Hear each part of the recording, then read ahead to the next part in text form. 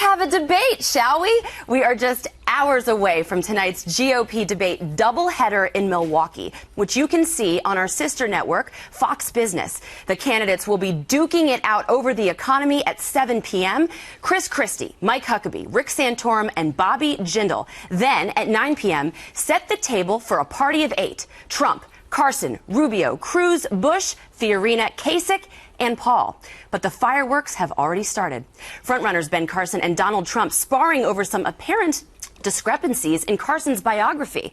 We begin with Dr. Carson on O'Reilly. I could spend from now until the election, on the defensive about something that somebody is accusing me of, because I have written a lot of books and I have given a lot of speeches. Or we could talk about the things that are important, the things that are threatening the future of our children and that are threatening the world. He wrote in his book that he had a either pathological disease or pathological temper. When you say that you're pathological about something, like usually you associate it with the word liar. He's a pathological liar. But he actually wrote that word in his book. That wasn't me saying it. Also to watch tonight, many believe it could be a make-or-break moment for the once presumptive frontrunner, Jeb Bush. Syndicated columnist Charles Krauthammer. I think in the end, this debate is all about one thing, Jeb Bush. He's had 3 bad debates, one more, and he's not going to drop out of the race, but he'll really be dead man walking. He's got to show a spark, and that means a moment. So tonight is make or break, and joining us from Milwaukee, someone who is usually sitting with us on the couch, one of tonight's moderators, our own Sandra Smith. Hey, Sandra. Hi, Andrea. Welcome to Milwaukee. Yes, and we're excited to have you on Outnumbered today, but you're on the other side of this. Okay, so Sandra, you are moderating that first debate, which some candidates have used as a jumping off point to get on that main stage. We saw Carly Fiorina use it. Now tonight, Chris Christie, who's usually at the later debate, he's going to be at that first debate. And I think a lot of those candidates are going to be using Carly's strategy to somehow propel themselves onto that main stage. How are you going to go about tonight's questioning? I know you're focused on the economy, but give us a little window into what you're thinking. Well, look, with Governor Christie, for example, when you've got 4 people on the stage rather than 6 or 8 or what we've seen in previous debates, you really have an opportunity to get your message out and to have your words be heard. So Governor Christie, Governor Huckabee, Governor Jindal is going to be on that stage, Senator Santorum. That's going to be the first debate that I'll be moderating. And it's going to be an opportunity for these guys to rise above the rest and potentially get into that primetime debate, the next debate that happens. But this is going to be focused on your money, the economy. And Andrea, as far as I can tell, everywhere I go, even walking from the hotel to the theater this morning, people are stopping me with the questions that they want answered.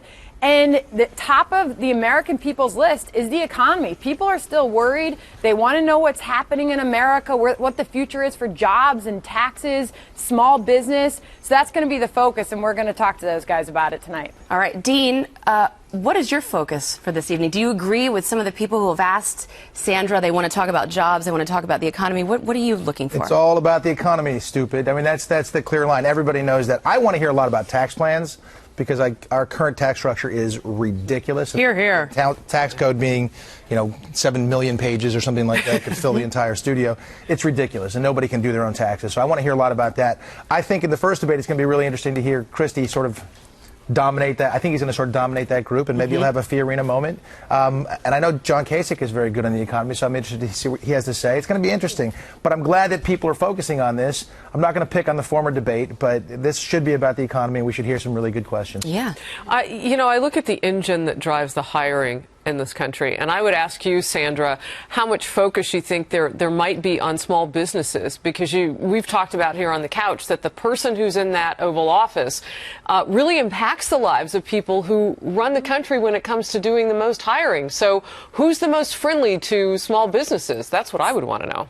Harris Small Business, the engine of growth in America, and they want to talk about taxes. They want to talk about regulations that have stifled their ability to do business and hire more workers. So we want to talk about the income tax rate, but we also want to talk about the corporate tax rate in this country, because we've talked about it on the couch.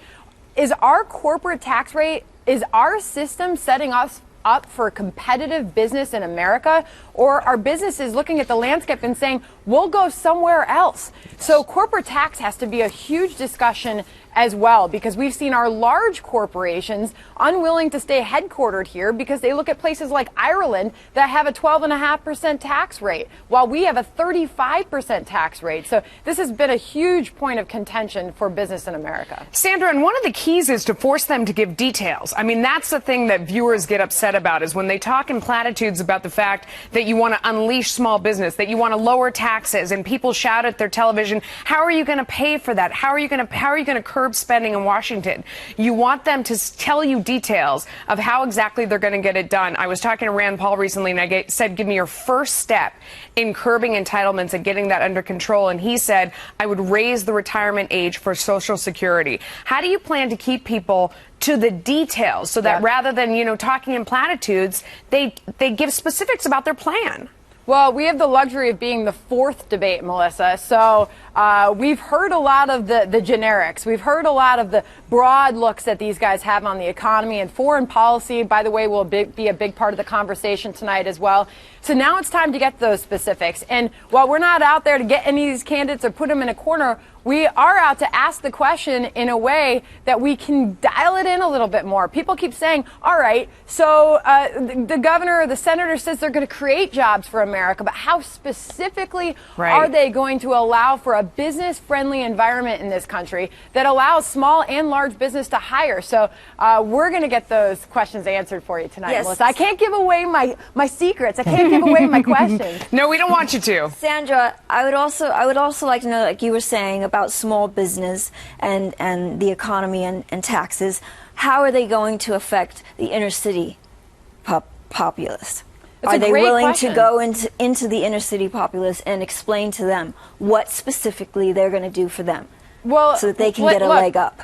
Take Governor Jindal's. Governor Jindal has recently said that every American child should strive to be and live in the middle class. Well, what exactly does he mean by that? And what is the middle class in America today?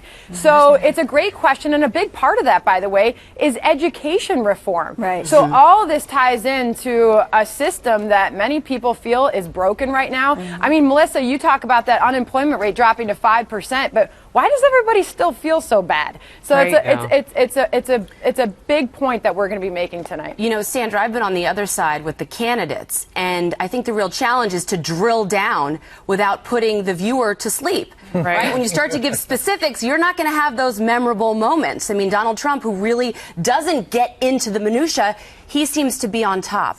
So I want to also ask you, the two issues that have dominated this political campaign have been foreign policy and immigration. Are you going to drill into things like the cost of war and the cost of our illegal immigration problem? And defense, yeah, absolutely. Foreign policy is going to be a big focus tonight, because guess what?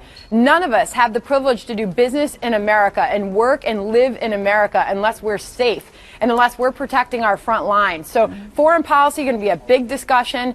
Obviously, we're going to also be talking about the Syrian refugee situation. A lot of these candidates have very different views on if they would allow refugees into the United States. We'll be asking them about that. But as far as foreign policy, a big part of that is asking these candidates about spending. And by the way, when you talk about spending and where they're going to be cutting back, we also want to know where's the good spending? You know, what's an example of where you do believe that we should spending more? So it's been so fun to look back at everything these candidates have said and all the previous debates, and what an opportunity to talk to these candidates that are making a run for the presidency tonight. It's going to be a heck of a night. And Andrea, nobody's going to be falling asleep. The specifics is what